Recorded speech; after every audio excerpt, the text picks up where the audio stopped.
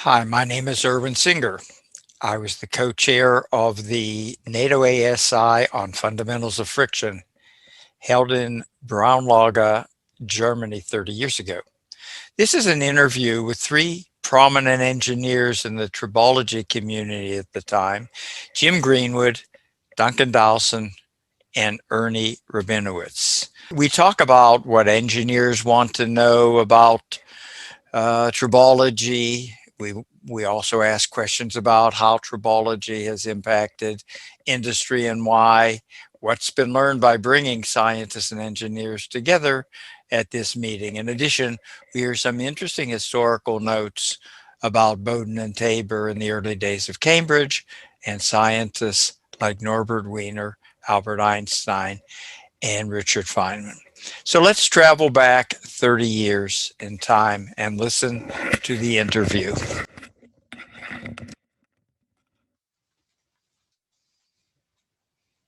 I'm Duncan Dowson from the Department of Mechanical Engineering, University of Leeds, England. I'm Jim Greenwood from the Department of Engineering, Cambridge University, England. I am Ernie Rabinowicz. I am a professor of mechanical engineering at MIT in Cambridge, Massachusetts. I thought it would be a good complement to some of the other things we were doing and we were talking about.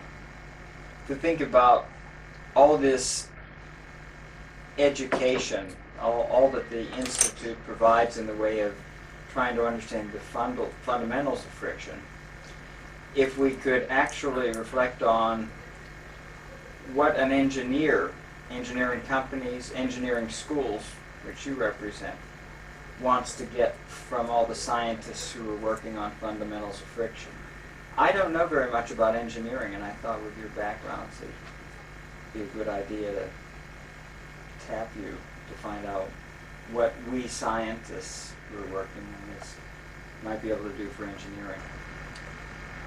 I think the question you ask has answers with many facets. I think at one end of the scale, I think Ernie put his finger on it, I think on the first day of the Institute, where he mentioned that a lot of practicing engineers have models for designing machines or bridges or towers or whatever it might be, and they just need a number. They will contact you and say, what is the coefficient of friction of this steel rod against concrete or something, and they don't want to know anything about tribology.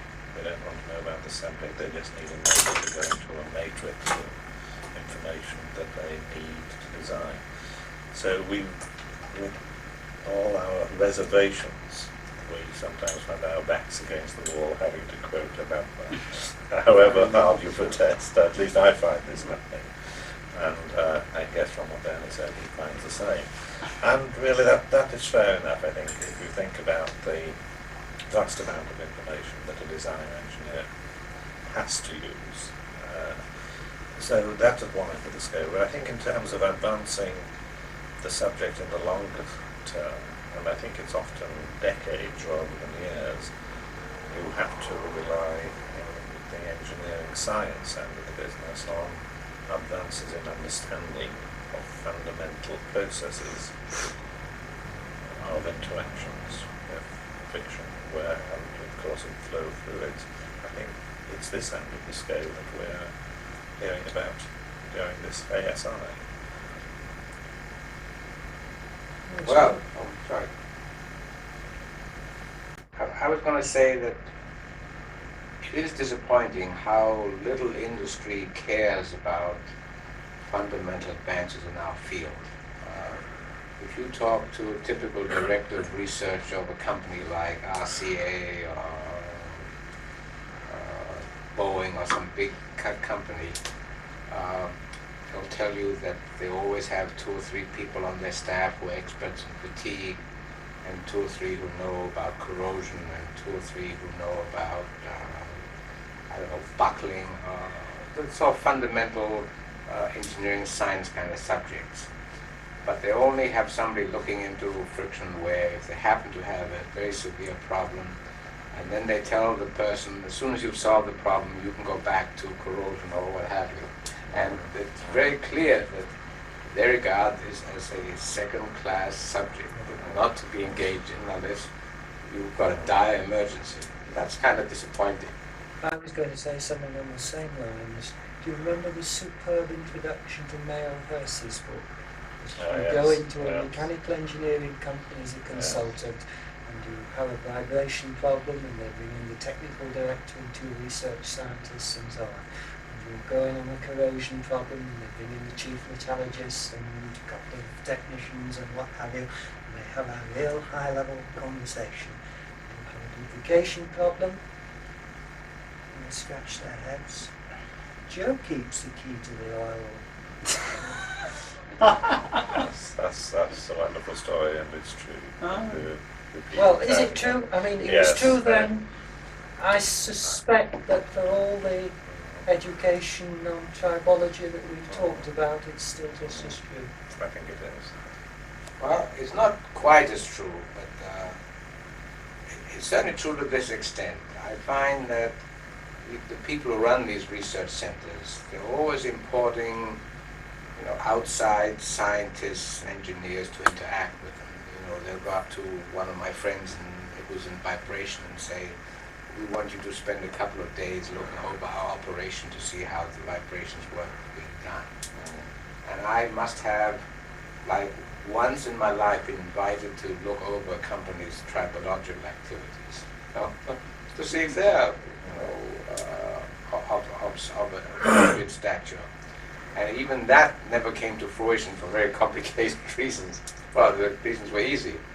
They said tribologists don't deserve this kind of money, Honest to goodness. There is a sense in which we've suffered by the continuum mechanics actually being quite successful there in terms of lubrication. Of all the aspects of tribology, lubrication, friction and wear, ever since 1886, and Reynolds deriving an equation that could be solved to yield pressure distributions. People then understood the mechanism of lubrication on fluid film lubrication. They started to design bearings on those principles 20 years later, 20 years after Reynolds. And then an understanding emerged of how better bearings could be designed for reciprocating engines. And it all yielded to the continuum mechanics approach without having to worry too much about the physics.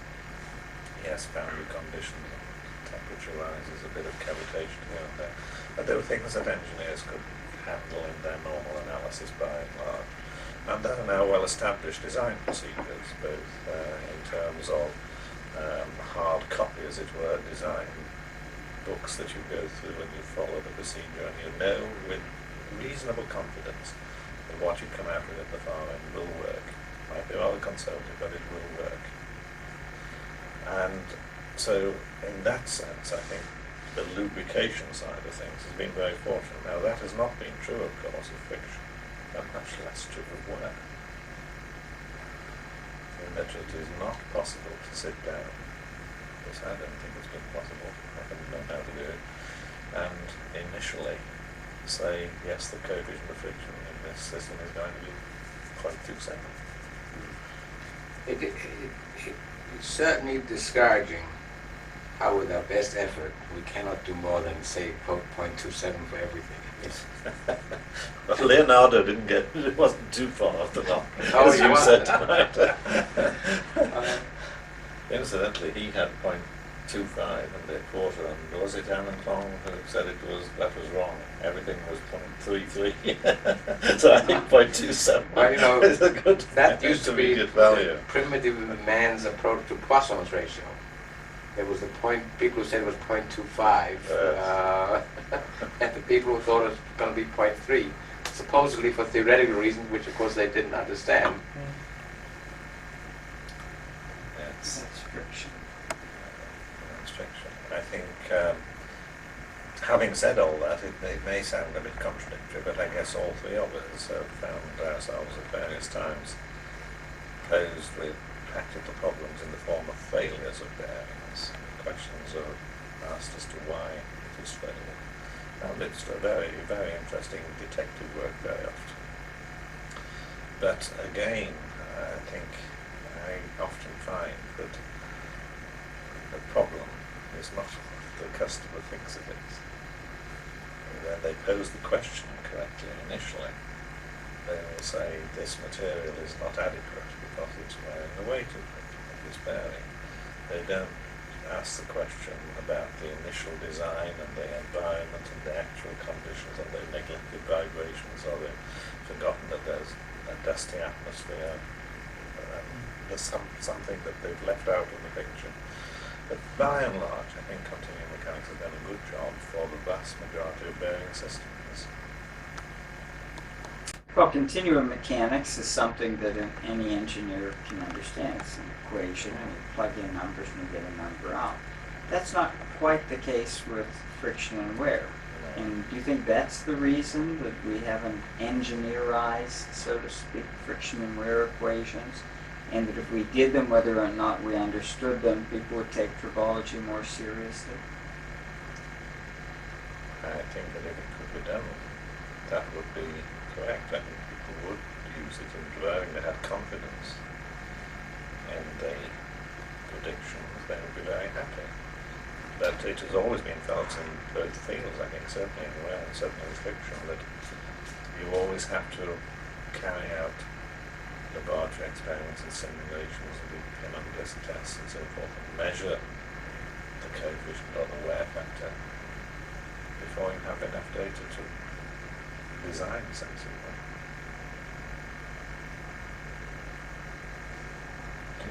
I think one of the problems with friction is that the friction coefficient is dimensionless, and somehow that leaves fewer tools to really write an equation, F equals this times that divided by the other. Because you don't have that valuable guide that it's got to be dimensionally exact at the end, and therefore stress.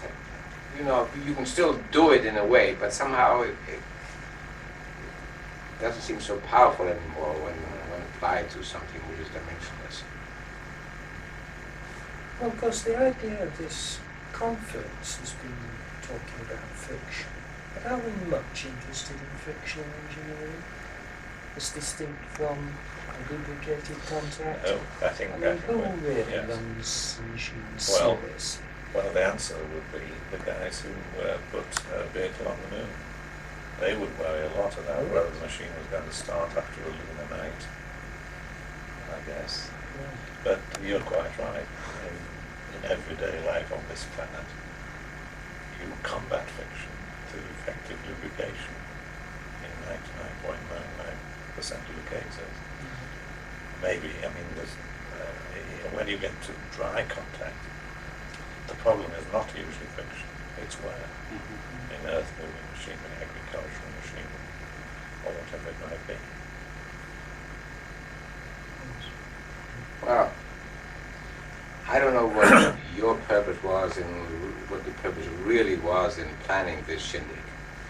I regard, for me personally, the most valuable consequence has been opening a bridgehead between the sort of tribologists and the computer people. You mean this institute? This institute, right? Okay. And that certainly with time, their experiments, both are not going to get any cheaper, and they ought to have good advice on what experiments to plan, what experiment would be regarded by the tribological community as being worthwhile. And I think that we've opened a sort of communication with those people. Let's say they've always communicated, more effective communication. And I think that's been, a great strength of this meeting. Yes. On the other hand, I was rather disappointed that we really didn't have much interaction with the atomic force microscope kind of people. The sort of mechanical, high precision community. I don't know why we don't seem to come to grips with their problems. Maybe just the way the program was structured. I don't know. And yet there's a sense in which I have found the work with a physicist with atomic force measurements very impressive, much more impressive and revealing in many ways than the early early models of simulating molecular interactions. Because there's still so many assumptions and simplifications that have had to be made there. But I think certainly the last 12 months of culminating in this institute, I think that to see the measurements of nanonewtons and atomic and molecular dimensions of movements, and to see that some of the general laws of physics coming through at that scale, and the relationship between that and the continuum approach has given me more confidence that we can go a long, long way down the line with a continuum approach, which was a confidence I didn't have before. I didn't know how far we could go down. But to see the same sort of things happening, the nanoscale to the macroscopic scale, I find very reassuring. I know there are lots of reservations. We've learned a lot about the reservations. But I've been more moved by that development than I have so far with the, it is impressive, but I've been more moved by the nano measurements than the simulations. You mean you've been more moved by the simulations than the nano measurements? No, the measurements. The other way around. The measurements. The simulations, I think you could almost have said, well, was it necessary to do the simulation? Oh, I thought for a minute you were saying you were rather impressed to discover that continuum mechanics is obeyed to that level. I think the measurements of nano force microscopes or atomic force microscopes, that work has impressed me enormously. Well, Okay. The thing is, the simulation could perfectly well have been done by Walt Disney for all I understood about how it was being done. And he would have probably done a little better. Well, he could have done, but Yeah. I wouldn't have known the difference. So, At this stage, Well, you're right. but the safeguard is having a number of practitioners, and I asked one or two of them, how would you criticize the other practitioners, and they admitted it was a little tough to do, but you could ask questions, what would you soon for this, that, and the other. And now that you can do computer animation on the PC, you got to watch out. Yes. Anyone could do that. Yes.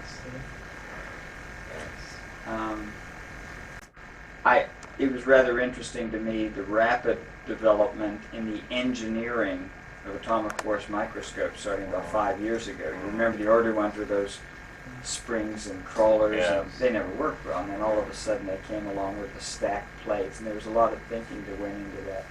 But that was about 3 or 4 years ago. Yes. I don't know quite whether there was such a jump in technology, but that was quite interesting. A lot of people, a lot of good minds, and a lot of effort was put into that. And that's an engineering. I thought that field hadn't really developed very far. Now, I had occasion to visit IBM about 3 or 4 years ago to see some of that work.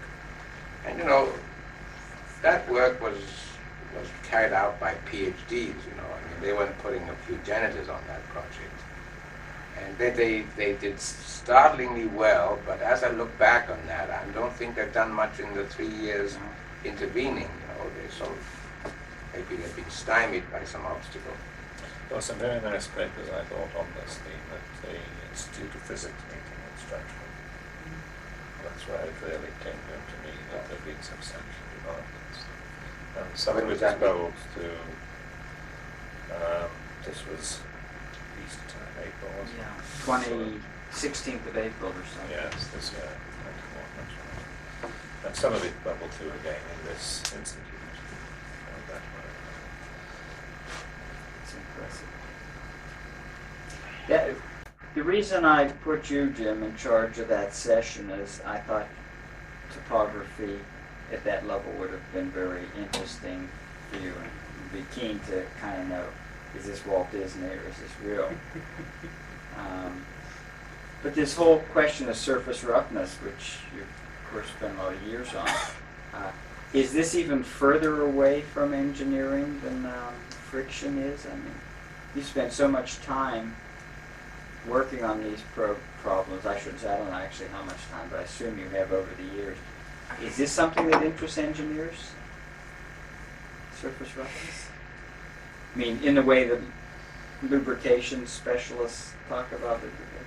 Or is this really quality academic? control, isn't it? surface roughness. Very much. Can we do the same as we did yesterday? It's not fair on the private engineer because they simply haven't been told. They buy an instrument, they spend $80,000 on it, more or less, and there's a little pamphlet comes along and it explains that it gives 10 measures of surface roughness, RA, and this, that, and the other. But it never says what you use them for, you know. And really and truly, you'll get the idea that you measure the main surface roughness, RA, and that's all that is worth doing. I think this is because it locks it in the specifications for equipment and for surfaces, surface manufacturing. But as far as I can see, Jim will correct me if I'm wrong, but usually a single member is required, and the RMS or RA value. The message that you can't do that, that you can't represent the surface topography with just one member, has not yet got through to the manufacturing engineers and the people who specify surface quality. It all comes back to what do we actually teach in the school. Yes.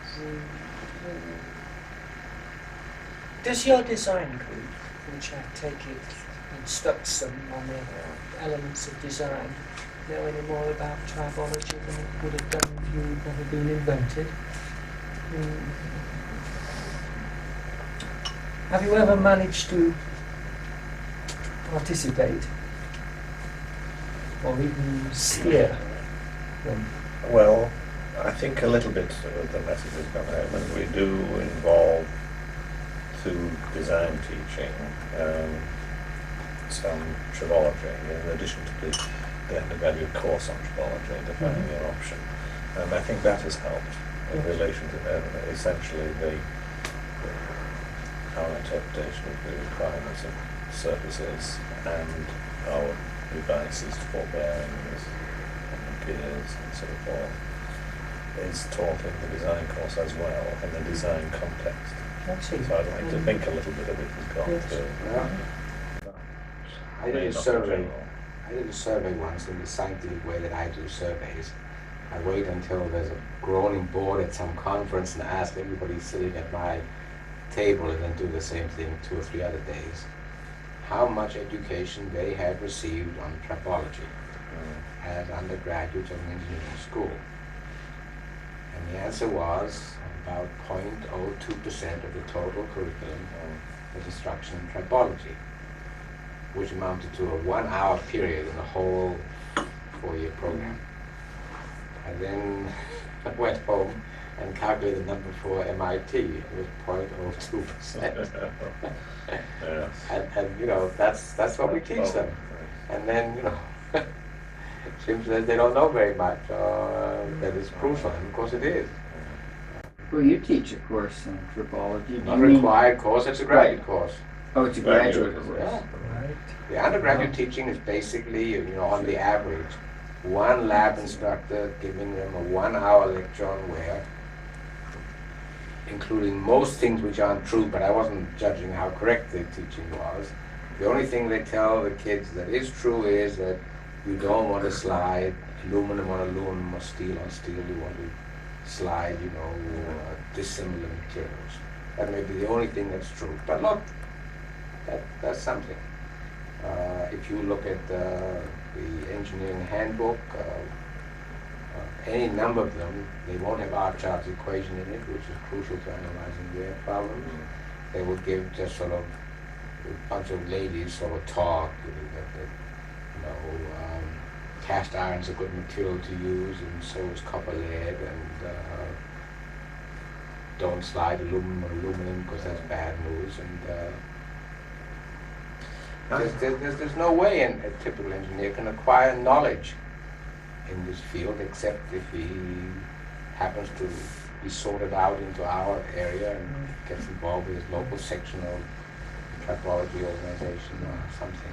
They're all going to learn something about stress analysis. Yes. And they're going to go to a course on it, and then it's actually going to be part of their design course, so Yes. they're going to use it. Yes. But we are not in that ballpark. We're not plugged in. We offer tribology as an option in the final year for undergraduates. I have to say it's a popular option, which I'm pleased about. And I can say that even though I don't teach calling the name. But it is popular, and so I think there is plenty of interest there in the subject. But there's a sense in many ways in which tribology is an interfacial problem, and I think our educational pattern is a problem. And I think, in a sense, and I say it as an engineer, I think material scientists have done the subject a lot of harm. The engineer equally has a big responsibility, but when it comes to a lot of the problems in tribology related to friction, the engineer says it's a materials problem. The materials people, by and large, don't want to know about it. They're more interested in bulk properties and all the exciting things and new materials they can make. Not many of them come into this field. And so there is a gulf between the engineer and the material scientist that is very unfortunate. There are bigger gulfs between the engineer and the chemist. And the chemist who gets involved in boundary lubrication and lubricant formulation has a tremendous gap between himself and the engineer. So I think there are difficulties here. There are educational problems, as Jim says. But whenever you have this discussion, I think you usually find that no one would argue for an undergraduate course, the first degree of tribology. Most people think you do need a foundation in one of the established disciplines, but you don't get enough, perhaps master's degree courses or spending a year converting yourself from a chemist to a tribologist or an engineer to a tribologist. We have a sort of senior design integration course, and every once in a while, like every couple of years or maybe every 3 years, there's one tribological problem in that involving some valve which is stuck, and there's a, I don't know, there's a pressure pulse, and then that semester the students, learn quite a lot about tribology. They learn about wear coefficients, and they learn about, what materials are good and for what reason, and hey, they do well.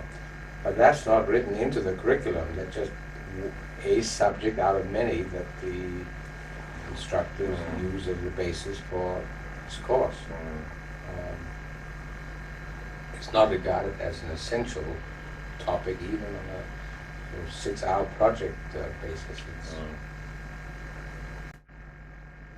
You're all in an engineering school. I've never been in an engineering school. Do people in engineering schools seem to the outside world as problem solvers? I mean, does that happen in areas perhaps other than tribology?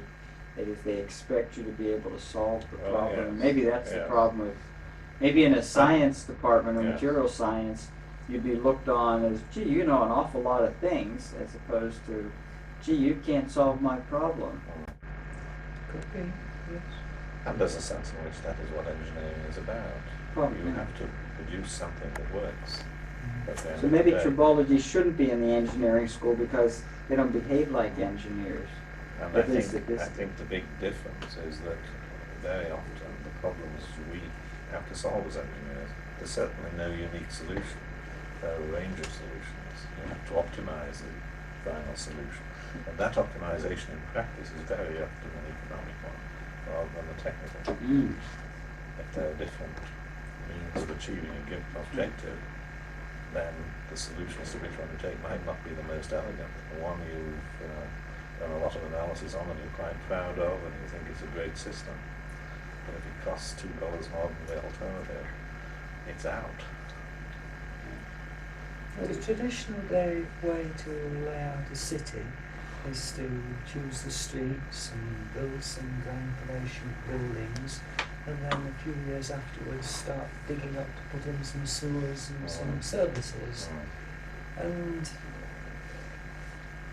the traditional way to build a machine is to build the solid parts first and think about those and then hastily assemble them together. And if only one could persuade people to first of all solve the problem of the relatively moving parts, and only then fill in the space between them with a piece of metal. That's a very appropriate comment, and I think maybe half a dozen times I've encountered a similar situation I'm called in to help some company because they've got problems, and then I tell them what the problem is basically, and they can get out of it by making a change here. And they say, oh, can't make the change, the electrical engineers don't like it. So I tell them, how about another change? Oh, we can't do that, the materials engineers don't like it. A third change, oh, the sales engineers, they don't like that at all. And finally I tell them, look, fellas, what did you call me in for? You need a soothsayer. Because they just, and then they say, well, if you're going to talk that way, maybe we can relax this requirement, maybe we'll have a relaxed requirement. And then I say, well, why have you waited so long? They said, well, we figured that, these other people have equations and solutions, and they know exactly what they want, and you people come along and you don't come up with hard numbers, so naturally we ignore you and we optimize and design for these other people. So we either have to become confident or pretend we're confident that we won't come up with a hard number. Well, I think this comes back to the earlier discussion about continuum mechanics. It has come up with numbers, and numbers have worked. There's great confidence in the final design of fluid flow bearings, and that there's much less confidence about, well, the coefficient of friction. No confidence at all in the likely wear. It's trial and error very often, isn't it? You'll make some selection of materials at the design stage, and then when you operate the machine, you find the bearings wear out too quickly. So you have to rush around and find alternative materials.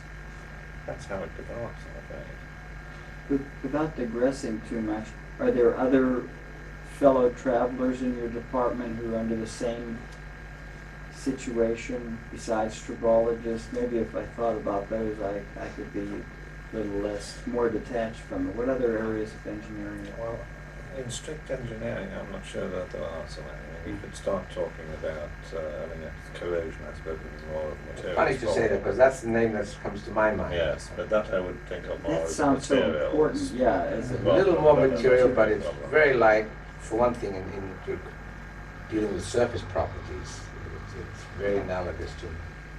There's a subject that rejoices under the title of reliability engineering, which I suppose is almost the same. But a lot of reliability engineering comes back to tribological problems. It's an oxymoron in a way, reliability engineering. Yeah. I mean, if it's not reliable, it's not engineering. I've campaigned for years that MIT should go out and hire some good, high, reliability kind of person. Yes. And they all say if you hire High liability? reliability expert basically. And they say basically that, well, to go and hire an established figure would be very expensive. They hope some younger person will decide to go into reliability. Well, he will if you wait 50 years. Yeah. But you see, a lot of colleagues, I find, are calling on information, coming back to single numbers for coefficients of friction. The people who do machine analysis and vibrations analysis will turn up and say, what's the coefficient of friction? Am I going to get stick slip from this? What figures do I put into my model for the vibration of this machine or this motor car, whatever it might be? And again, the numbers you give them have a big effect on the output they get. And your confidence in the numbers you give them is very limited for reasons as we've heard about in the last 2 weeks. Now, if you could give them something with the same degree of confidence that you could run through a design procedure for a well-lubricated bearing, we'd be in a very much happier position. You both came out of Cavendish, that's the physics department, and that you worked in engineering schools. Do you think it's a good background to get people from physics as opposed to engineering to do engineering? To do that kind of engineering work, or was it just a matter of chance that you happened to wind up in an engineering school? You first, because it happened to you first. I mean, at that point the lab that we both studied in was in physical chemistry when I was going through there. So basically, I'm a physical chemist, or more accurately a surface chemist. To some extent, it was a chance that brought me to MIT, where this kind of work is done in the engineering school. But I think that a combined education is very good, because what a physics background provides you with is an idea of limits. You want to know what's the highest you can go, what's the lowest you can go, where somehow engineers like to work in the middle of the range. And in talking about friction, wear, and things like that, it's very valuable to ask both the questions, on the average, what would you expect to find, and then what are the limits. I think that education as a scientist proved very useful to me as an engineer. I think that's a good recommendation for a research career. It just reminded me of something I hadn't thought about for a long time.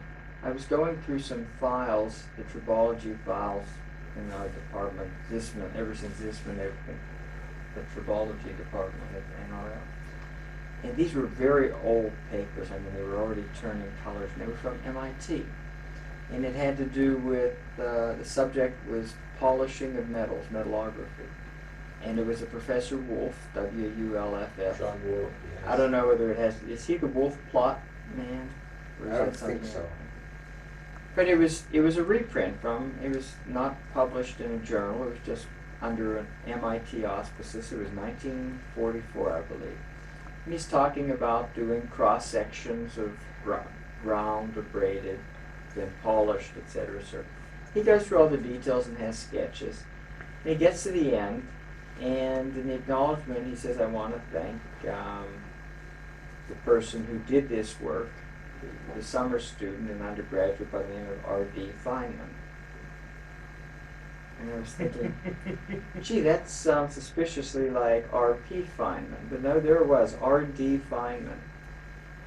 And when Dick Feynman died, I guess it was 2 years ago, in an article in Physics Today, there was this little mention about Feynman was so fascinated with everything that during his freshman year at MIT, and they was talking about he didn't have a chance to go home to see his girlfriend because he was stuck in a laboratory doing tribology experiments. So I suspect that was the same R.D. Feynman was really R.P. Feynman. I mean, the guy didn't even know his name. But, so obviously tribology's been going on for some time at MIT. John Wulff, who by the way had a physics background, was a good friend of mine. He was a really amusing fellow, and he could keep you, amused for hours about some of his adventures. And he had real adventures, like being arrested by the FBI. What was he doing? He needed vanadium for an experiment during World War II, and he didn't have, or did not yet have, the license to, use the country's valuable vanadium resources. Then a friend of his suggested that the sulfur on oil from Venezuela has a high concentration of the missing element. So he went to New York Harbor, and there was a ship burning Venezuelan oil, and he said, "Can I scrape your furnace?" Scrape the pipe, and the boss said, "Sure, charge you $100." So anyway, so there was John Wulff scraping the pipe of this ship. And what he didn't know is that the captain was a German spy. I mean, not an amateur. So he comes off the ship, and the FBI says, "What are you doing there?" He says he's getting a vanadium. And they arrested him. They called the president of MIT, who had to bail him out. But a guy with infinite resourcefulness. Yeah. People don't do that anymore. No, they don't. If you can't buy it from a catalog, you don't do the experiment. It is It's interesting. really that attitude to it. It is interesting hearing that in the long history, how a number of departments in the UK have a long line of interest in tribology. Others come into the field, obviously, elsewhere, but I guess in in Cambridge is quite a long way, certainly with Bowden, Tavistock and others. And in my own case, I believe the first professor of mechanical engineering was John Goodman, who previously had been working at the railways, and he recommended the Goodman fatigue diagram. Oh, yes. Goodman. Okay, and his interest was the fatigue of early forms of ball and roller bearings on the railways. And he built a wooden testing machine for evaluating the fatigue line bearings and more bearings in the Department of Needs. Since that time, there have been other professors obviously with different interests, but there's been a fairly steady continuity of interest in the subject, which gives a bit of foundation when a young man comes along and wishes to work in the field. It's not surprising, and there's a bit of support for it. It's much harder in schools where there is no tradition and no background. It's much harder to get started in. I would think someone who is coming out of an engineering school wanting to know how machines work as opposed to computing trajectories or something would have to take a dynamics course, a materials course, and of course a tribology course. And yet, as I think of those three courses, dynamics is real engineering. You write the equations and you have to solve them on a computer. Materials, you got to do it. It's kind of, everyone has to have it. Tribology, by that time, you say, God, maybe I ought to take another math course or something. Maybe that's, it's a bastard in the engineering school in a way. Yes. Yes. I think I have a colleague who's lower down the status scale than I am. I think he's probably the British expert on gears. And That's he very claims he practical. isn't a tribologist. He claims he doesn't know the first thing about tribology, and it isn't true. But you take him at his word. You can't argue that gears are just as tribology, only more so. Who is it? Derek Smith.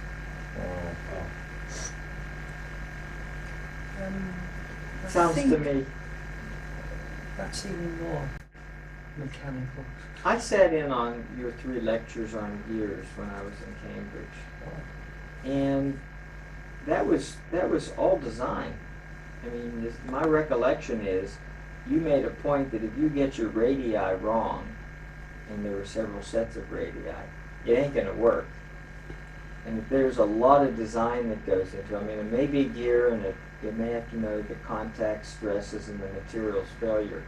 But I think you made it clear to me that it was all design. You just had to have all the radii cut just right on the matching teeth.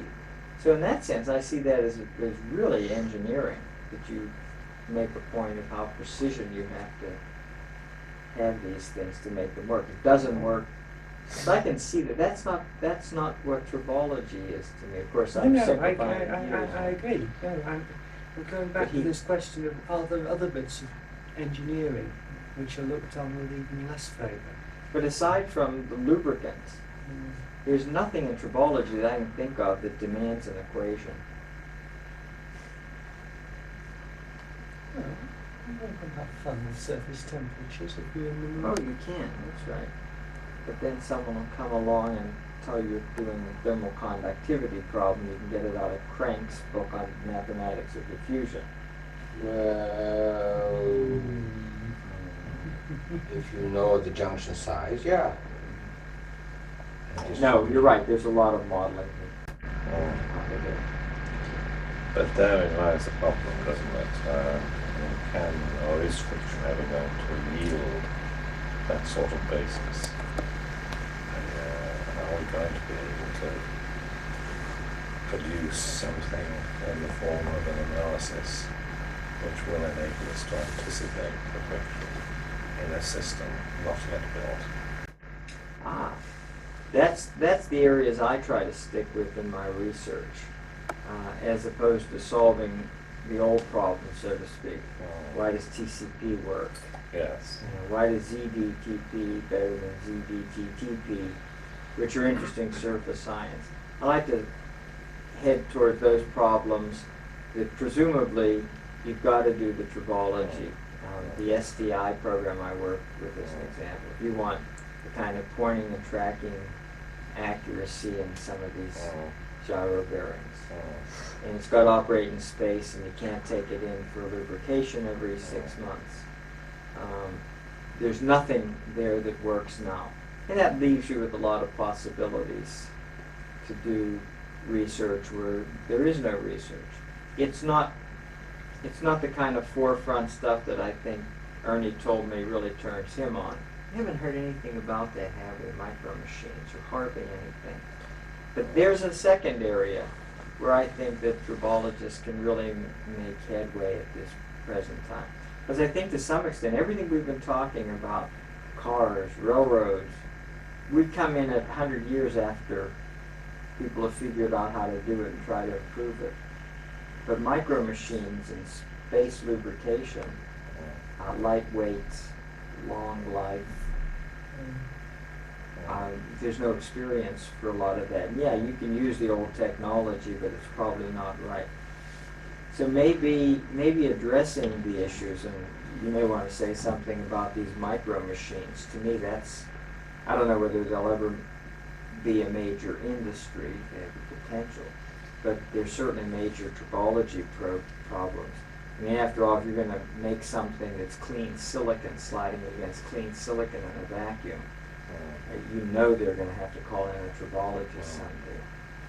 So there are areas in the future where tribology is going to have to be there from the beginning. Well, I think with micro machines, most people are very worried that they may once again miss the boat.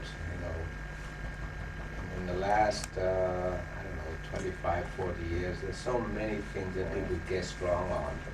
Like Xerox, and I mean, a pervading influence. They just thought it was a way of getting a copy at 20 cents a page, in the library. You bring in a document and your birth certificate and they produce a copy of it. I mean, who would ever guess it would take the world by storm? And hand calculators and personal computers. I mean, there's a whole line of products that we can't believe there was ever a time when we weren't connected with them. And so no one wants to, if there's a dollar to be made in micro mechanisms, it might be a lot of dollars, and no one wants to lose out on that. So, on the other hand, no one has yet identified a use. But then let's tell you that was exactly Xerox's position in 1938 or something like that. But I think there's also, I think there are these excitements, but I think in the engineering sense there's also a great deal of excitement in what you described as the railroads and the cars as fairly standard things. There's been tremendous progress. I mean, you think of the efficiency of reciprocating engines, the railroad tribology and that, in the bearings, in the piston ring design, the pistons. Has it been, yes, it's been quite remarkable. Think of the reliability in my lifetime. I can remember the first ride I had in a motor car when my parents bought their first motor car, and it was something you went out in on Sundays as a motor car. And furthermore, the conversation when you got home wasn't that terrific. We didn't have the fan belt brake. We didn't have the windscreen wipers falling off. The reliability of equipment has changed without all recognition in our lifetime. And in everyday things, and then transmit that to the railroads, to the aircraft, and transportation. Modern equipment that you've mentioned, Ernie, even paper handling equipment and copying machines, the tribology of office equipment. Did the tribologists have anything to do with that? Yes, yes, they've been involved in that. So there's lots of things in familiar equipment where the efficiency, but more importantly, the reliability, I think, that we all expect, we all look for. I think tribologists had a tremendous impact. Certainly the automobile, which is our biggest artifact, the life of the engine has been extended from 50,000 miles to 120,000 miles. But did a tribologist do it, or did it happen to be done for tribological benefits by someone else? No. I mean, for example, okay, the people who put the additives in the oils, clearly. Well, they had a role to play, but also engineering design, engineering understanding of the mechanism of lubrication, not the bearings and the cams. I was brought up to believe that the real advance in engines was when they worked out that the thermodynamics said you should pressurise it so that it runs just over 100 degrees, and at that point you start getting condensation in the cylinders and Yes. Well, I think there have been lots of contributions, but I think that, I mean, if you turn to tyres, I don't know whether that's been tribologists or not, but you don't change your tyres as often as you used to. In fact, that's caused major problems. It's almost ruined the industry. Industry is close to being bankrupt as any industry. That's the first time I ever saw Ernie Rabinowicz, is I went to a meeting, and you were the keynote speaker, and you were giving a lecture on why tribologists are not very well liked in the community. And you said, take the tire community. Tell that story, that's great. I've repeated that many times. What happened when they improved the tire? You tell the story. Oh, well, you said tribologists are like the people who improved the tire. When they went from 3 years to 4 years, they caused a recession in the industry. People were laid off. People didn't come around 1 year and buy tires. It was a real dislocation. I think you then followed it by saying, how do you think a guy who's a tool manufacturer feels when someone comes to him and says, for a couple more cents, I can increase the life of your tool bit a factor of 10? He looks around and sees, I'm going to have to lay off all these people. I'll be having to make 1/10 the number of tools. Of course, he's pretty cynical about tribology and doesn't believe it. But I think you made that point. We sometimes get excited about what we can do only to discover there are a lot of people out there who aren't very happy if we are successful. I always discuss, or I often discuss when giving a general lecture, whether in fact mankind thinks it's been helped or not. And I think the worst case of all is the layers of rail for the railroads. They live in little communities in obscure parts of the country where there is no other industry, and if you increase the life of rail by a factor of 3, you're going to throw a lot of people out of work. I mean, most people are pretty happy that the consumption of oil in their automobile engines is a good deal less than it was 20 years ago. And you can trace that back to some trained tribologists. Oh, I think very definitely. And after the oil crisis of the 70s, mid-70s in particular, I think the pressure was on everyone, from the lubricant technologist, the oil company work, but also the designer of piston rings. It is interesting that the knowledge of how piston ring seals work has developed in the last 20 years. Basically, it was not known before that. You asked, if 20 years ago, you'd asked anyone, how does a piston ring really act as a seal? And how is it lubricated? No one really knew. There was a great deal of conflict and misunderstanding. That's had a tremendous push by the economic pressures, and now look how successful it is. I used to always have to check, so the manufacturers told me, check my oil level every time I filled up with petrol, or once a week. Now, because I know my car doesn't use oil for 6 hours between major services, I get slack. I don't check the thing. And one of these days, my piston rings will lift up.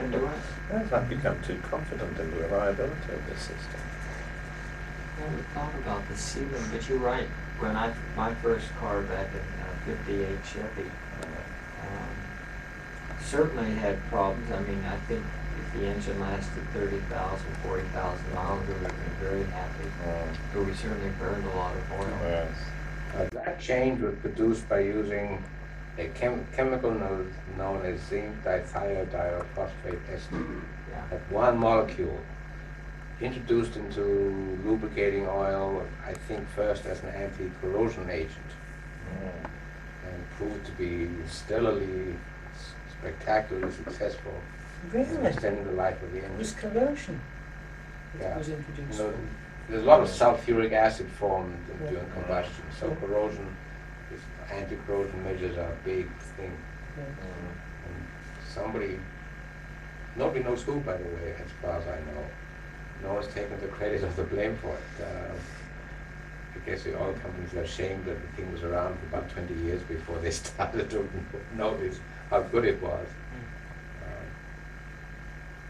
And that was the major life extender? The only life extender. I had heard about ZDTP and some of the other ones, but I didn't know that. I thought it was just kind of a model compound that someone, No.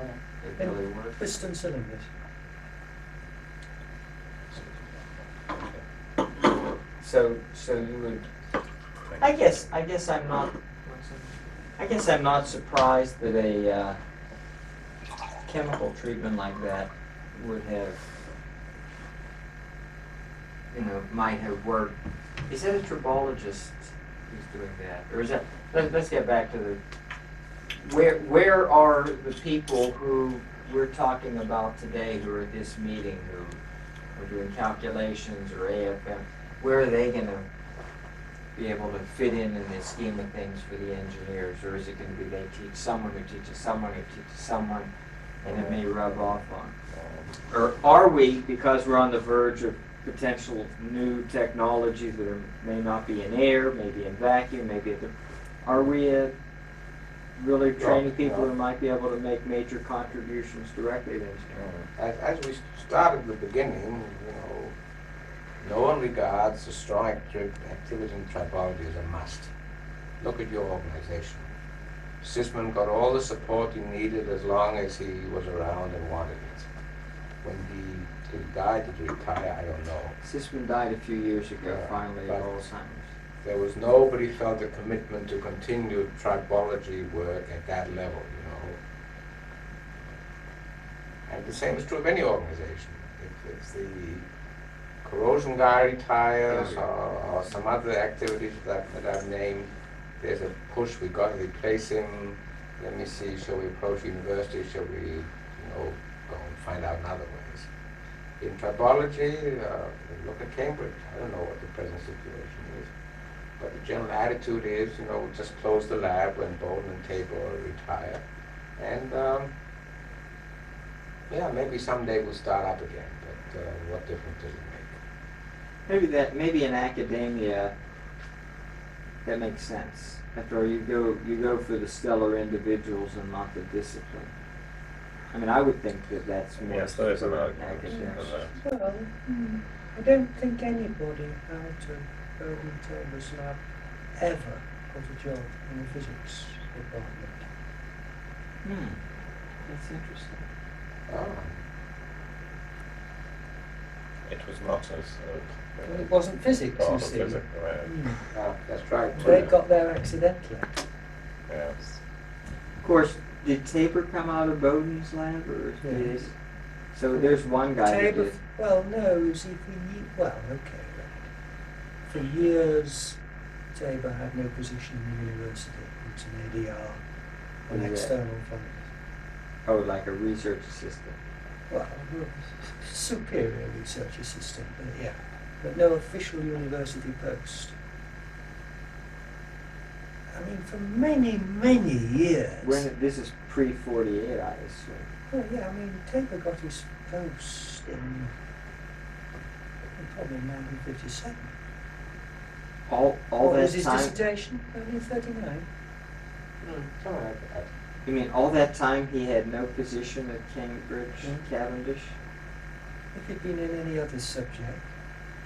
I mean, once he got in, then people recognised that he was good enough, and he really got up from his lectureship to his personal chair pretty quickly. But until That's they knew him, amazing. well, His what book does this on- man do? I mean, his book on hardness showed that he really took scholarship very seriously and research. And you're saying even it was 10 years later, before they even gave him a post. You were already out then by the time. I was out in 1950. That's right. So he wasn't even he wasn't even a reader. Well, I didn't. Obviously, I knew he wasn't a reader, but I didn't know the ins and outs, of the system. I mean, basically Bowdoin was a chemist, so Bowdoin took most of the graduate students who were chemists, and there were about 4 physicists that Tate was supervised, of which I was one.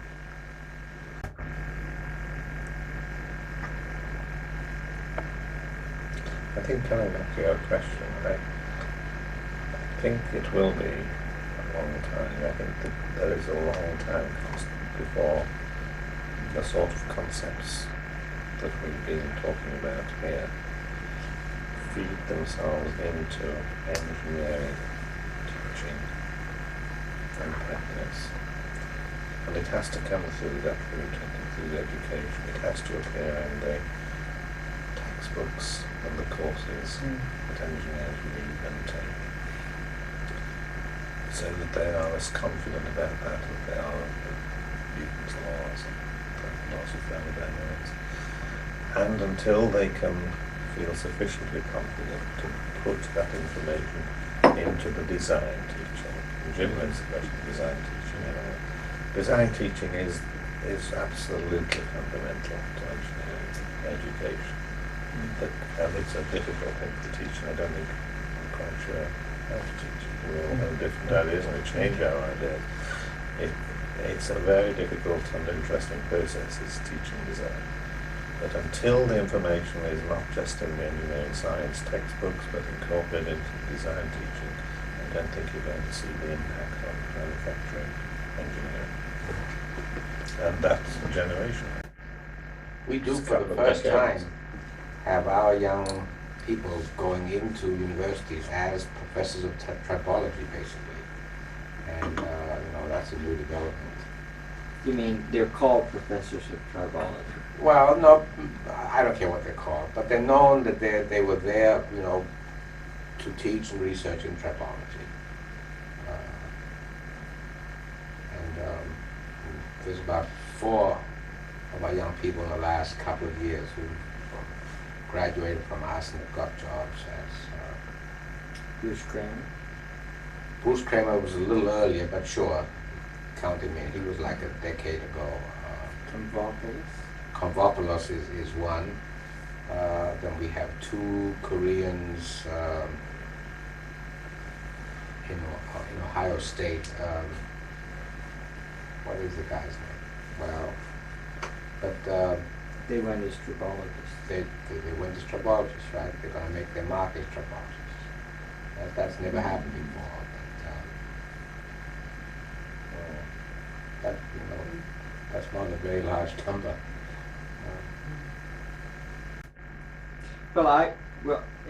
Just looking back, I would think that schools like the Cavendish Physics and Chemistry of Solids would be a good place to train people, at least academically, to be a tribologist. And perhaps people who are going into some of these more exotic disciplines, like micro machines, would think, gee, if I specialize in tribology, that's a real problem area there. Or space mechanisms that we don't know how to lubricate because we can't.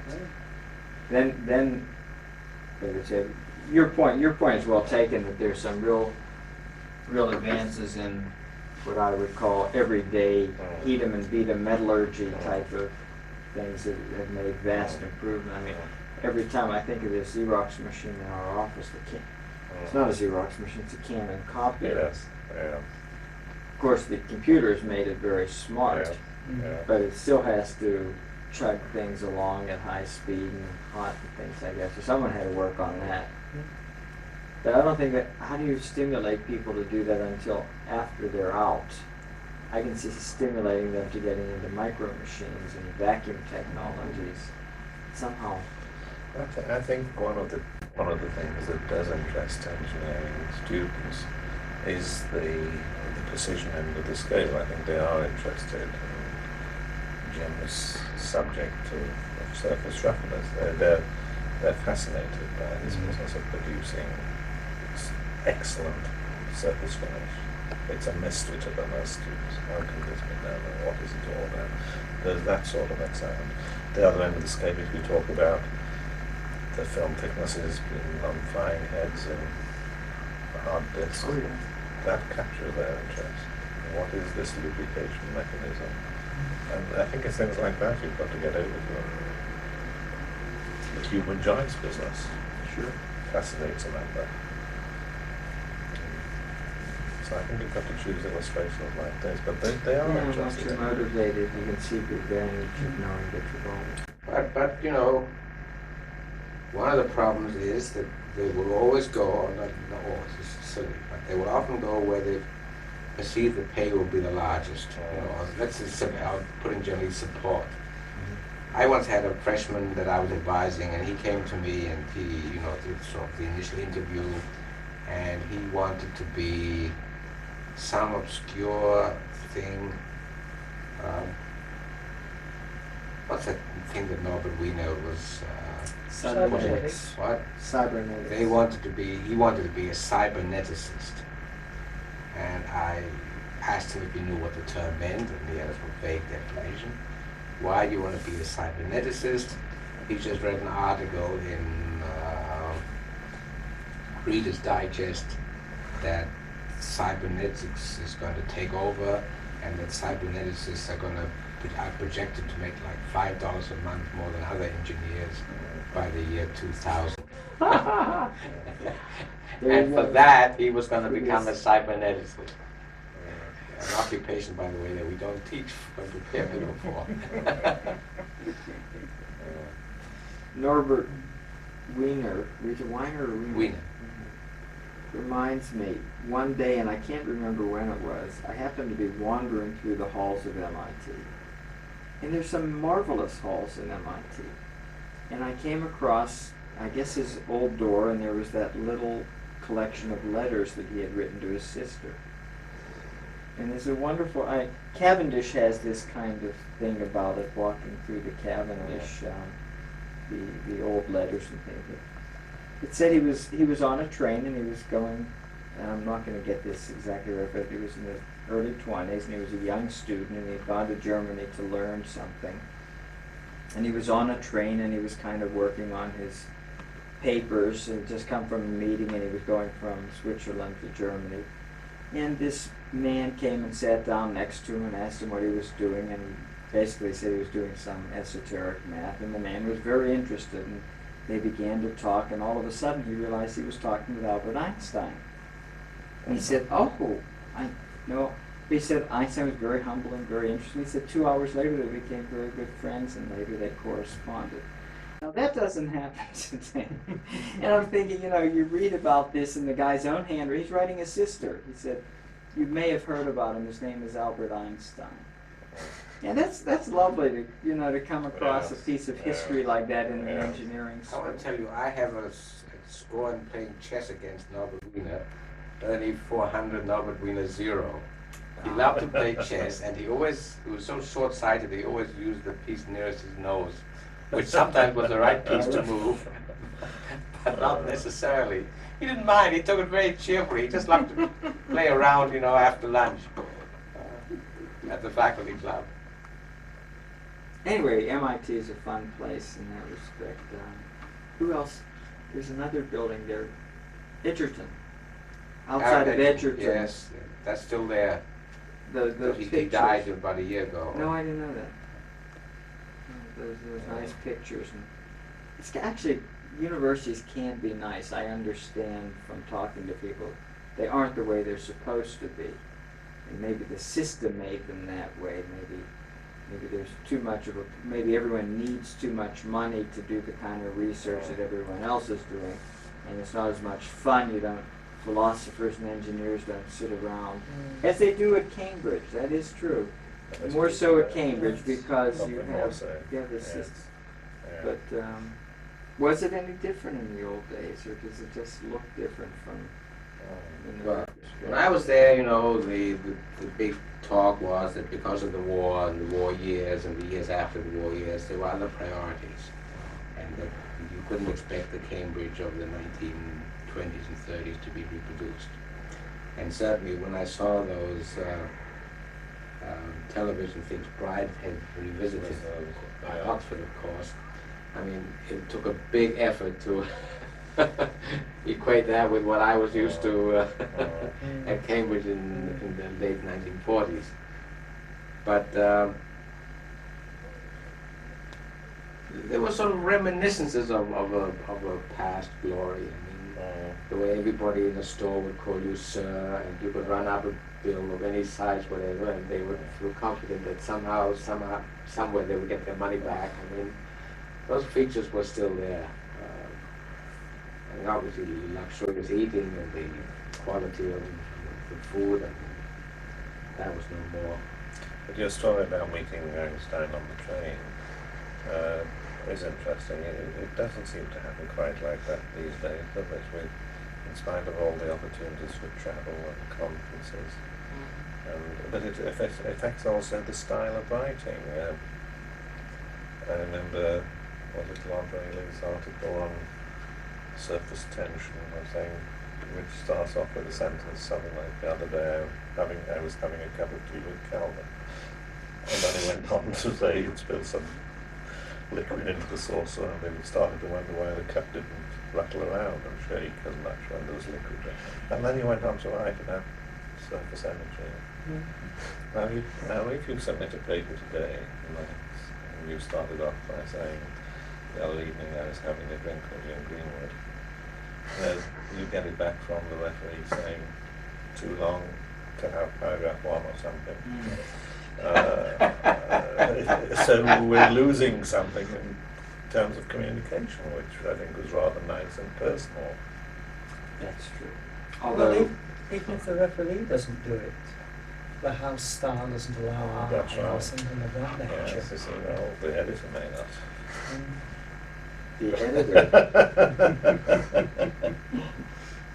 I venture to say you do an awful lot more editing than I will. On the other hand, your story isn't exactly correct, because there was a young physicist from Columbia University by the name of Donald Glaser or Glasser, I can't remember what, but he started his article saying for weeks he was completely frustrated about not being able to detect the particles in this experiment he was doing. I think he worked for Rabi, and he'd go down and have a drink with his buddies, and he was very frustrated. One day he banged his glass down and saw these bubbles coming out. And he thought, gee, if bubbles can be nucleated by vibrations, maybe they can be nucleated when particle interactions occur there. And that was the beginning of the bubble chamber. Right, yeah. Now, that doesn't happen too often, and I Yeah. can't be sure that he wrote it in his first paper, but that was his, that was the story we heard when I heard him talk on it. He won the Nobel Prize before anyone ever thought of him becoming a member of the National Academy of Sciences, much to everybody's embarrassment, you know. Oh, really? Yeah. He wanted too soon then. Oh, he Before he became he wanted it all. I mean, Before he became famous, he wanted it. Well, guys. is it permitted to turn the table a little bit and say, after the last 2 weeks, what would you put your finger on as the major stories that you want to see communicated into engineering?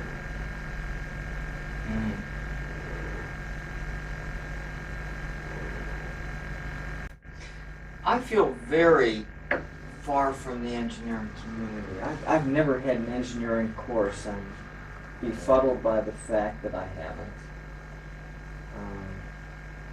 I'm very confused about engineering and what I can do for engineering, honestly. The times that I get to be with engineers, and I have spent a bit of time with this SDI program on long life lubricated space bearings, I fall asleep. I I just can't get into the numbers, you know. They specify ranges of numbers for everything.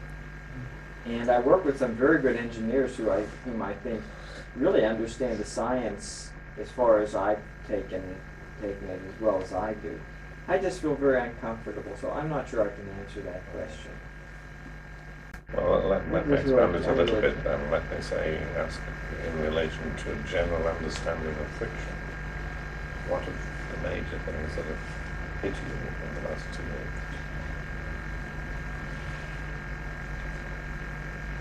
I think it's been incremental beyond what I anticipated this institute would do. For example, it was Uzi's venture to NRL a few years ago to try to compare his calculations with Rich Colton and Nancy Burnham's indentation studies that first exposed me to his computer simulations, where I could actually watch, visually see the failure modes and things. This institute has shown me a lot more people are doing that, and visualizations are more common. I'm really into, as you might imagine, visualization. The AFM I haven't had much time. I just got very busy, but I haven't seen anything new AFM. I've known what John Pethick has been doing for a while. I think what excited me is getting everyone together to talk about things that I've been thinking about.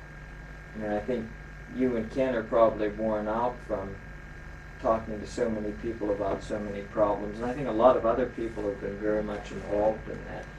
And that was the whole purpose of the school, just to bring the old and the new ideas together, and that was the satisfaction I got out of it. Well, I certainly got a lot out of meeting the people involved. Uzi and Dallas. I'd heard of these people. I'd heard stories of them, you know, but they dominated this meeting to an incredible extent. They were the new.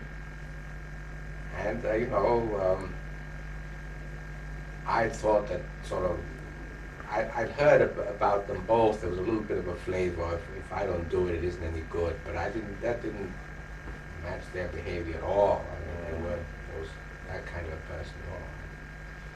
I thought they genuinely sat down to make this meeting a big success. I think so. I met Jacob first at the Gordon conference. This is 91, 87 or something. He was the first lecturer on the program, and I was just blown away because I had read about some of the things he did, but to see the fact that you can look and measure on the sub-angstrom scale height differences, and you get the real area of contact and see all these effects, that said to me there was a lot of good experimentation there. And then the next one, Uzi was kind of a bit that way with his computer. Yes. So the Gordon conferences are really what got me in touch with a lot of those. And you have to think, well, God, this is something. But there's probably someone else who's going to come along in a couple of years and do that too. But you were at the Gordon. Were you at the Gordon? I don't remember ever seeing you at it. In fact, I don't even remember seeing you in the States in the meetings I've been to. I went to the Gordon conference in 80 when I was in the States. Before I ever went to one. Those are kind of fun. That's where I see some new stuff quite often. But you were talking about last year's Gordon, the 1990 Gordon. Yes. That's right. And Uzi was the one who kind of came up with the. Yes, he new captured Yeah. the interest of that meeting. Who So that- organised that conference? Who was the one who brought? Who was the chairman of that? I can't remember. Steve Sue was the tribologist who organized one of them, and I can't remember which one. Maybe it was last year's. France, was it Kennedy? Well, it was Kennedy. It was Kennedy. So Kennedy, Steve yes. Sue had done the one the time before. Yes. But I don't think I've ever seen you at a Gordon conference. I've been to 3 of them in the 80s in tribology. Well, you know, going to Gordon conference for me is not like it is for everybody else. Because in the sense that they're all going to want to come and visit my lab afterwards. Oh, you better watch out for that. You know, I don't get paid for going to, Gordon conferences. and usually they take place around the time when we run a little summer school. Sure. June summer schools.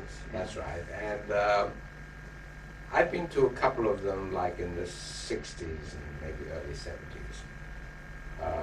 And I once went to the English one run by Alistair. But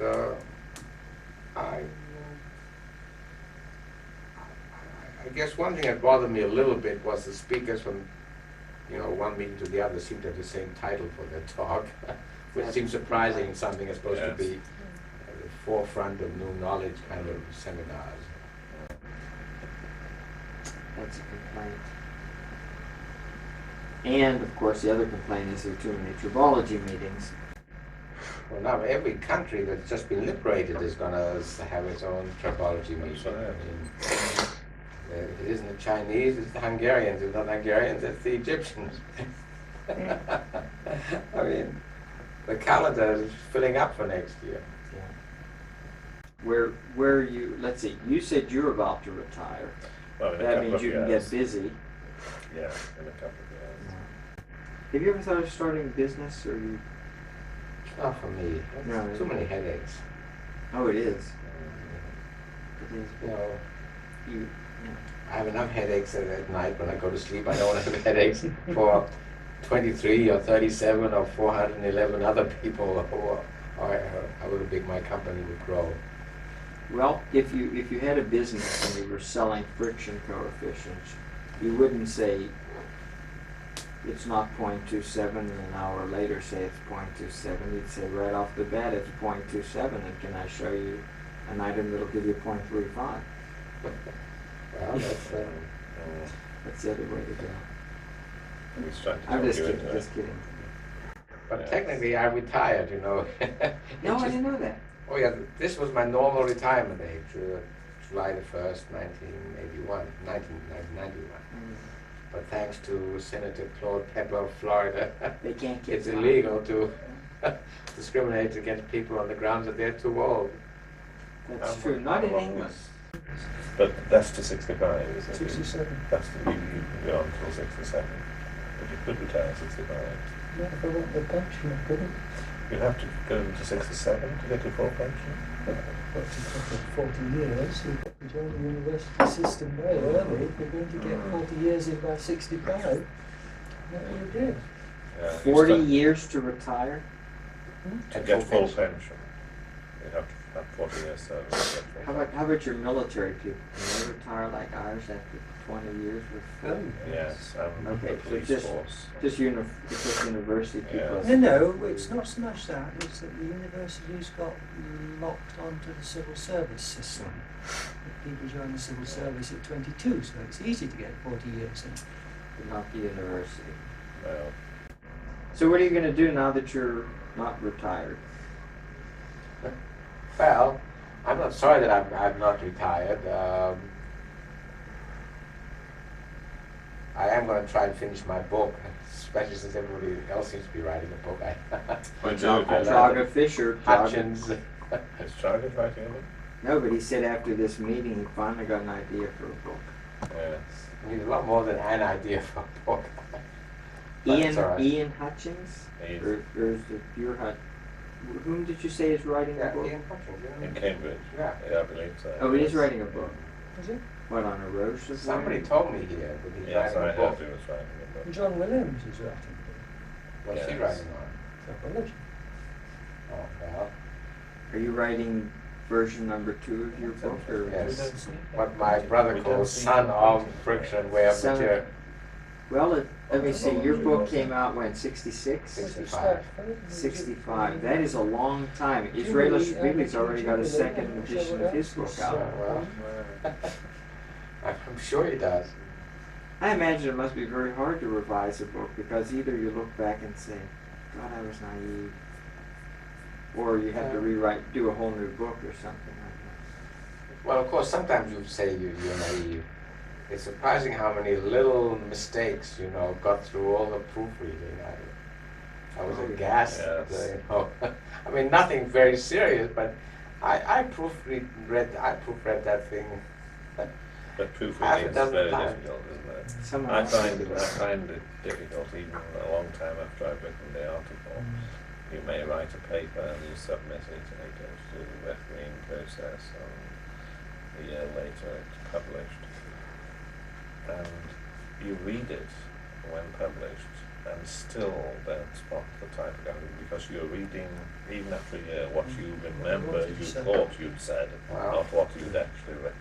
I was involved in an It's an incredible amazing process. situation where 7 colleagues of mine and I, we wrote a book on applied mechanics, for teaching kind of purposes. And there was the preliminary version, and then there was a final version, and every step of that process, and then we moved a few chapters around, and it was reset, and every section was read by 8 people at least 3 times. In the very final version, page proof, it turned out we had forgotten to renumber an equation. They'd been wrong all the way going back from the preliminary version, which no longer existed, Yes. And there was a number 13, which should have been a number 8. And we just said, how could this have slipped through us? And there it was, Brian Lawn just finished very few months ago with his second version of the book, which by the way is going to be by Brian Lawn only, because his co-author Wilshaw, as he writes in the preface, shortly after co-authoring the book decided to go back to nature or something like that. No, I have no idea what happened, but I forgot to ask Brian about it. Go back to nature, whatever. This is 76, I guess, when they published the book. But he said to me, do me a favor, put something over the cover. This was the manuscript. It has been published. And I said, what's wrong? It looks right to me. He said, that's what everyone said. Look at it more carefully. It says Cambridge University Press. The R was left. But I didn't notice it. I don't think many people would have noticed it. He said he spell checked the entire book and read it thoroughly, but never thought about spell checking the front piece. So that's not easy to do. Difficult process. Gentlemen, Yes. Yes, well, what's thank the- you all very what's much. the agenda for tomorrow? Future issues. That's a very kind of And We'll see what happens. who's running future issues? Brian Briscoe. Oh, Good well, job. he represents the younger generation, so he has to worry about I'm the not sure future. he feels that way anymore, but maybe it's true. How old is he? 47 or 40, 46, 47, I guess. Something like that. I was guessing from when he got out of Cambridge. That's young. Well, he is a boy. I mean, Yeah, but there are an awful lot of 25-year-olds running around on stage, too. Yes, a good crowd No, there he- too. he knows a lot and he has a good sound instinct, which is very helpful to him in his And profession. he has a good scope, really good scope on tribology. I think he's done a lot, and he knows a lot of the quantitative, and apparently he knows a lot of applications, too. So I thought he'd be a good person. One thing that worries me a little bit about English universities, which I can see so clearly when I've left them, is that it's very hard to get ahead if you really belong to what seems to be a lower stratum of society. I worry about Archer, for example. If he had gone to Cambridge, would he have died of reader at Leicester? Whereas people like Barwell, with his civil service connections and all that, could get ahead much more easily. But not, I think the not general of criticism Archer's caliber. is still to some extent valid, although in general in society it is a little easier than it was perhaps when we were at university.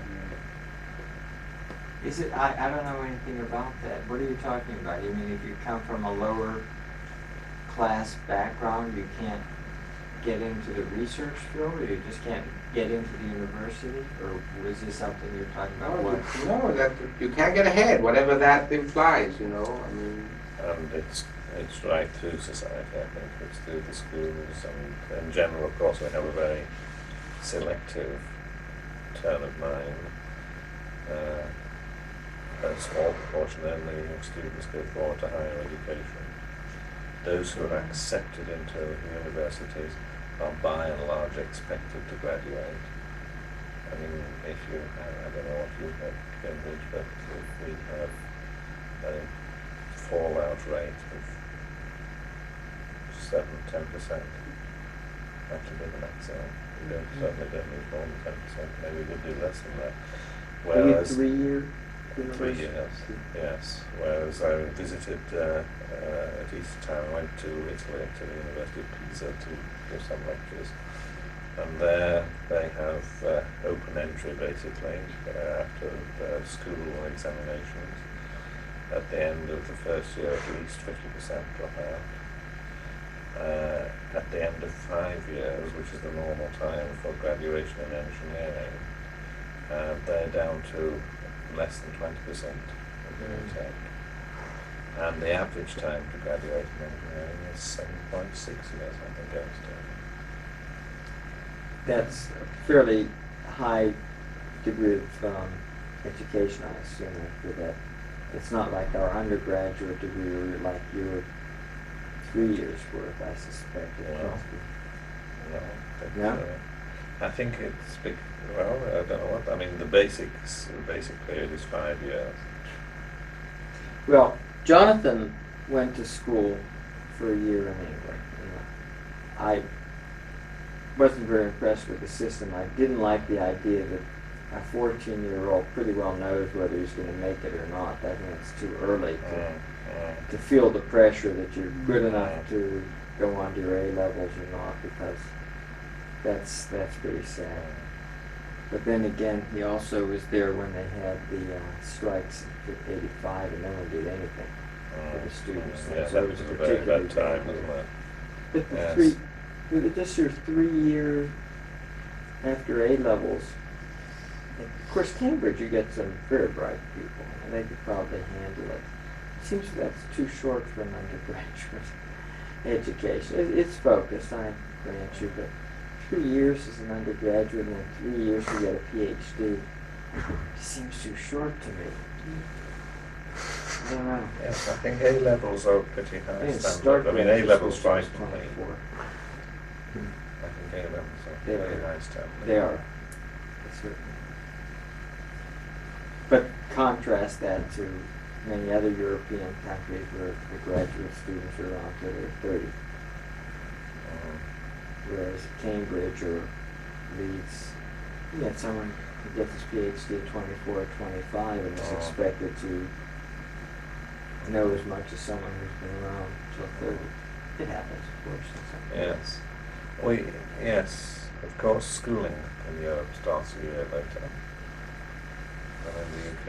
I mean, following the 6 instead of 5 or something. Yeah, but I'm not quite sure what they learn between 5 and 6 Well, this in is- the UK. Well, this is the argument, but nevertheless, in terms of total years of schooling, we've been doing a comparison with a lot of the European countries, both from the university point of view and from the point of view of the professional institutions. And there's not that much difference by the time they graduate. There's difference in emphasis.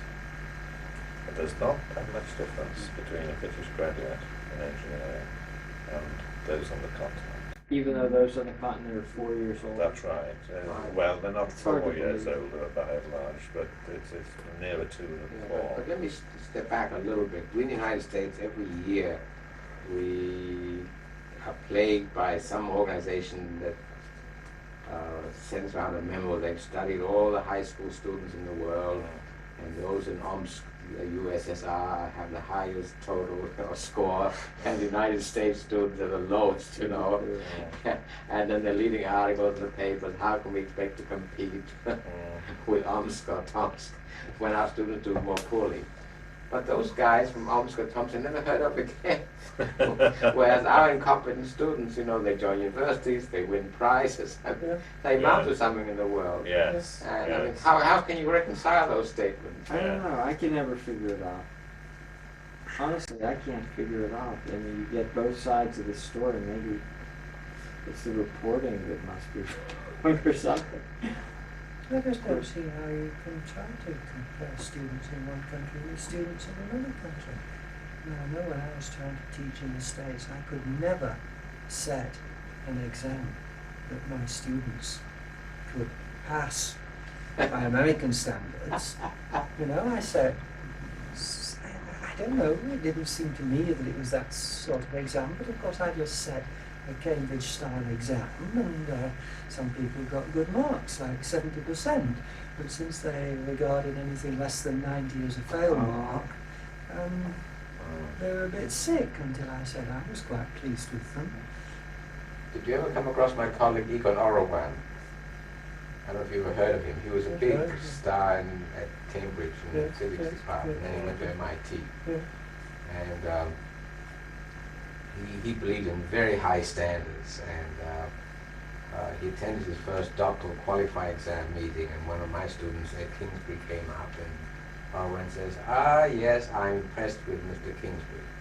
And since he never said a good word about any student, I went to ask Mr. Kingsbury why had Irwin said these things about him. He said, well, when Irwin first came from Cambridge, he set his first quiz, and I got 2 out of 10, and everybody else got 0.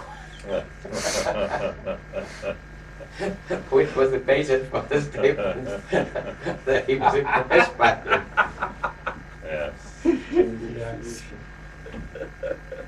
But how do you feel having come from Cambridge and teaching at MIT? It seems to me that at Cambridge they don't teach enough. They get them through too fast.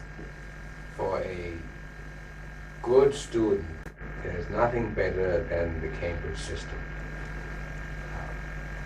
For an average student, I think they're much better off at an American university.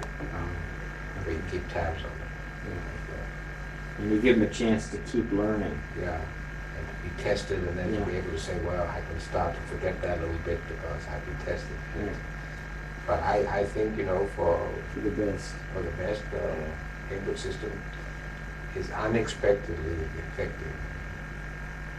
Don't you think? Okay, I think the problem is not for the good student, it's not for the tough students. I think they will make their way. Well, that's the trouble. But I think the difficulty is the middle band that perhaps neglected in the UK. And many more could benefit and benefit greatly than the numbers we're pushing through at the moment. But it needs a different approach. Yes, I think Yes. that's Thank you for your hospitality. Thank you.